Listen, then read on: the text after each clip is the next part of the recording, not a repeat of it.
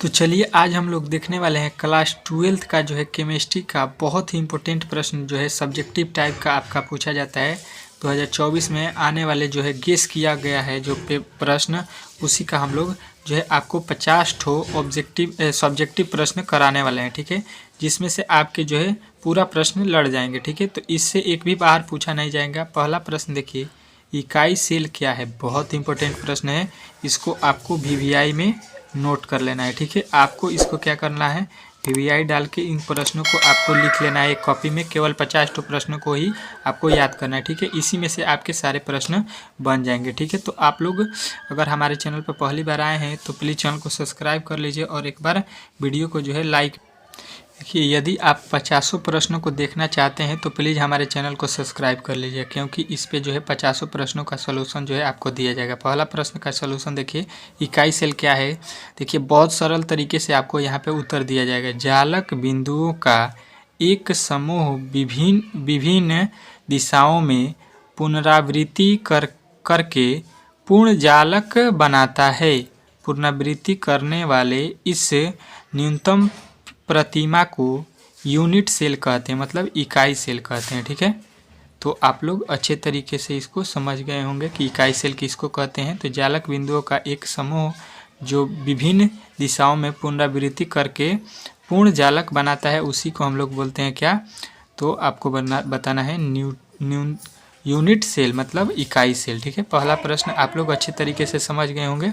चलिए, यहाँ पे दूसरा प्रश्न आ चुका है, बहुत इंपॉर्टेंट प्रश्न है ये जो है, आपको तो आईएमपी कर लेना है। ठीक है, ये तो इस बार का बहुत इंपॉर्टेंट प्रश्न है। ठीक है, कह रहे वाष्प दाब के सापेक्षिक अवनमन से आप क्या समझते हैं? वाष्प दाब के आपेक्षिक अवनमन से आप क्या समझते हैं? ठीक है, तो इसको जो है आपको याद रखना है कि वाष्प दाब अवनमन तथा शुद्ध घोलक के वाष्प दाब के अनुपात को अपेक्षित वाष्प दाब का अवनमन कहा जाता है। ठीक है, क्या?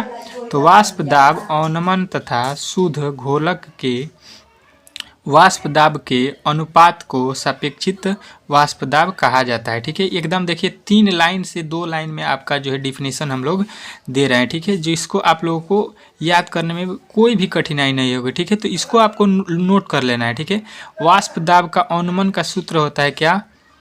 अवनमन का सूत्र क्या होता है आपको याद रखना है कि P0 माइनस PS। ठीक है, P0 किसको बोलते हैं? तो P0 होता है शुद्ध घोल का। ठीक है, PS किसको बोलते हैं? घोल का वाष्प दाब को। ठीक है, आपको इसको लिख लेना है, बहुत इंपॉर्टेंट प्रश्न है। ठीक है, उसके बाद से सापेक्षिक वाष्प दाब का अवनमन जो है आपको बताना है, तो बताना है P0 माइनस PS बटा PO। ठीक है, वाष्प दाब का जो है अवनमन पूछेगा तो आपको बताना है कि P0 माइनस PS बटा PO। ठीक है, ये टोटल कंडीशन आपको लिखना है जब पूछेगा वाष्प दाब के सापेक्षिक अवनमन से आप क्या समझते हैं, मतलब उसके बारे में टोटल आपको जो है व्याख्या कर देना है, लिख देना है जितना मालूम है। तो पहले उसका डिफिनीशन लिखेंगे कि वाष्प दाब अवनमन तथा शुद्ध घोलक के वाष्प दाब के अनुपात को सापेक्षिक वाष्प दाब का अवनमन कहा जाता है। ठीक है, वाष्प दाब का अवनमन बराबर क्या होता है? तो P0 माइनस PS।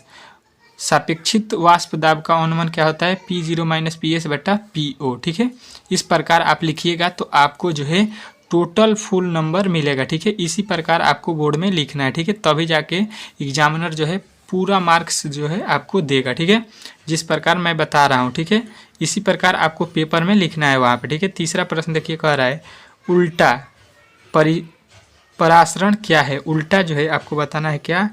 तो उल्टा परासरण क्या है? बहुत इंपॉर्टेंट प्रश्न है, इसको भी आपको वीवीआई प्रश्न में लिख लेना है। कॉपी और कलम लेकर बैठिए, इसको नोट कर लीजिए और लिख के इसको आप लोग सुबह में एक बार पढ़ लीजिएगा, ये कंप्लीट हो जाएगा। ठीक है, बाकी तो मैं वीडियो में आपको याद तो करा ही दे रहा हूँ। ठीक है, 2 बार पढ़ रहा हूँ तो आपको अच्छे तरीके से याद भी हो जाएगा। जब बाह्यम आरोपित दाब कार्यरत परासरण दाब से उच्च होता है तो परासरण उल्टा परासरण कहा जाता है। कब बोलते हैं? तो जब बाह्यम आरोपित दाब जो होता है कार्यरत परासरण दाब से उच्च हो जाता है, मतलब अधिक हो जाता है।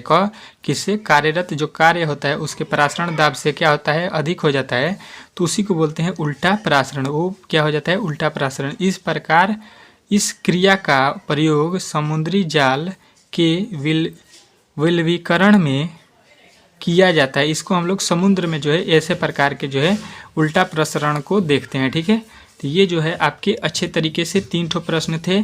आपको अगर इसका जो है अगला 3 से लेके 6 तक प्रश्न को देखना है तो इसका जो है पार्ट 2 आएगा। तो आप लोग अच्छे तरीके से इस चैनल से जुड़ जाइए ताकि जब भी मैं वीडियो अपलोड करूं इसके VVI प्रश्नों का 50 ठो आप देखना चाहते हैं तो हमारे चैनल को सब्सक्राइब कर लीजिए। और अगर हमारे चैनल पर पहली बार आए थे तो सब्सक्राइब करके अपने दोस्तों के पास भी शेयर कीजिए ताकि ये प्रश्न उनके पास भी जाए, क्योंकि बहुत इंपॉर्टेंट प्रश्न है। तो सभी लोगों के पास ये फैला दीजिए वीडियो। तो चलिए मिलते हैं अगले वीडियो में, तब तक के लिए जय हिंद।